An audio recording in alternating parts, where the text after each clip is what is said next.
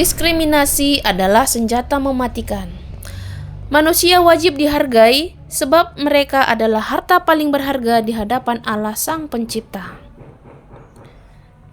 Di masa lalu, sebelum dunia berubah seperti sekarang, di tanah Sanggahe, distrik Okaba, hiduplah sebuah komunitas yang dikenal sebagai Wolon.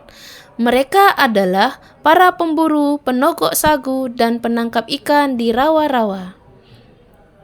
Namun, di tengah kehidupan mereka, ada ketidakadilan yang terukir dalam tradisi. Para laki-laki hidup dalam kelimpahan, sedangkan kaum perempuan dan orang tua hanya menerima sisa-sisa. Hasil buruan hanya boleh dimakan oleh anak laki-laki. Setiap hari, para bapak dan anak laki-laki pergi berburu, sementara kaum ibu dan anak perempuan mencari ikan di rawa. Mereka bekerja keras, tetapi hak mereka diabaikan. Di tengah keheningan malam, seorang tete atau kakek bijak yang memiliki ilmu gaib memandang kaum perempuan dengan tatapan iba. Ia tidak bisa lagi melihat penderitaan mereka. "Sudah cukup," bisik tete kepada seorang ibu tua. "Kalian harus pergi. Aku akan membantu kalian menghilangkan jejak." Malam itu, secara rahasia, ia berkumpul bersama kaum ibu dan nenek-nenek. Mereka harus pergi sebelum fajar menyingsing. "Kita harus menokok sagu dan membakarnya hingga kering. Ini akan menjadi bekal perjalanan," bisik seorang ibu. Dengan penuh hati-hati, mereka bekerja dalam senyap. Tidak ada yang boleh tahu, terutama para laki-laki. Pagi harinya, suara pengumuman menggema di seluruh kampung. "Besok kita berburu di dusun jauh. Siapkan perlengkapan kalian," seru seorang lelaki. Mendengar itu, hati para perempuan berbunga.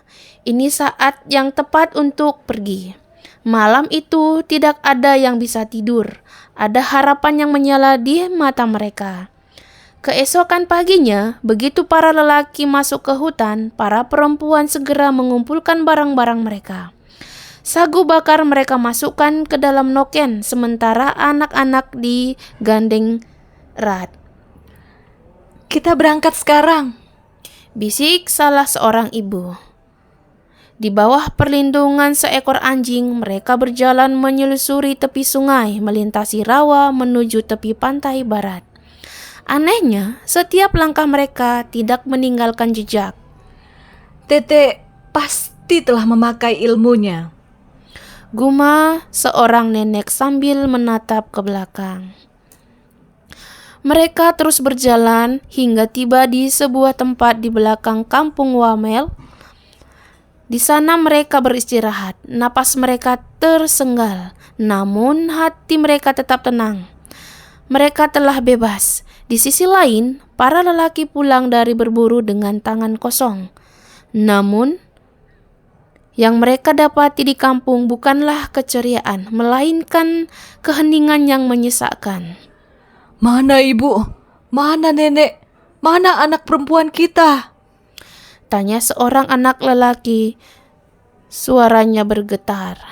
Namun, tidak ada jawaban, hanya angin yang berbisik di antara rumah-rumah kosong.